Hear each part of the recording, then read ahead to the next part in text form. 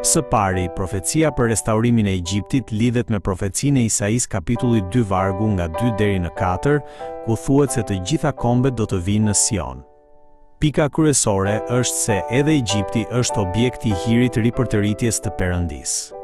Edhe pse do të gjykohet nga Perëndia, gjykimi nuk do të jetë fundi i tij, pas gjykimit e pret hiri i restaurimit.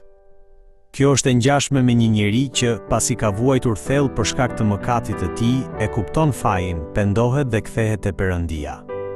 Perëndia do ta trajtojë Egjiptin sikur të ishte populli i tij.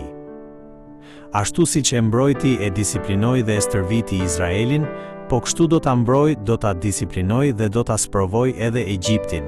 Perëndia i ndëshkon të zgjedhurit e tij, por ky ndëshkim nuk synon shkatrimin, ai është një disiplinë e dashurisë që sjell restaurim. Kur të vijë ajo ditë, Perëndia do t'u japë të njëjtin hir shpëtimi jo vetëm izraelitëve, por edhe kombeve. Kjo profeci u përmbush nëpërmjet Jezu Krishtit. Në të, pa dallim midis judenjve dhe jo hebrejve, njerëz nga të gjitha kombet thirren të bëhen populli i Perëndisë. Prandaj, besimtarët duhet i përkushtohen shpalljes së Ungjillit të Krishtit të gjitha kombeve.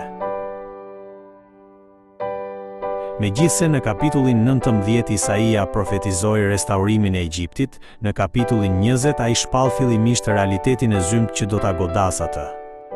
Kjo profeci nuk u shpall vetëm me fjalë. Perëndia urdhëroi Isain të ecte zbathur dhe i zhveshur për 3 vjet, duke e bërë jetën e profetit një shenjë të gjallë të robërisë, turpit dhe poshtërimit që do të përjetonin Egjipti dhe Etiopia. Vetë jeta e profetit u bë mesazhi i Perëndisë. Kur kjo profeci të përmbushej, kombet që kishin besuar te Egjipti dhe Etiopia do të mbusheshin me tronditje dhe frikë. Prandaj mesazhi i Perëndisë për Judën ishte i qartë, të mos mbështetej te fuqitë e mëdha, por vetëm te Perëndia. Sado të fuqishëm të duken njerëzit apo shtetet, edhe ata janë nën gjykimin e Perëndisë dhe nuk mund të jenë ndihma jonë përfundimtare. Ndihma e vërtet gjendet vetëm te Perëndia, krijuesi i qiellit dhe i tokës dhe sovrani i historisë. Prandaj besimtari duhet të jetojë duke besuar vetëm te Perëndia dhe jo te njerëzit apo te pushtetet e kësaj bote. Edhe psalmisti e shpall këtë të vërtetë. Unë i ngre syt nga malet, nga do të më vijë ndihma. Ndihma më vjen nga Zoti, që ka bërë qiejt dhe tokën.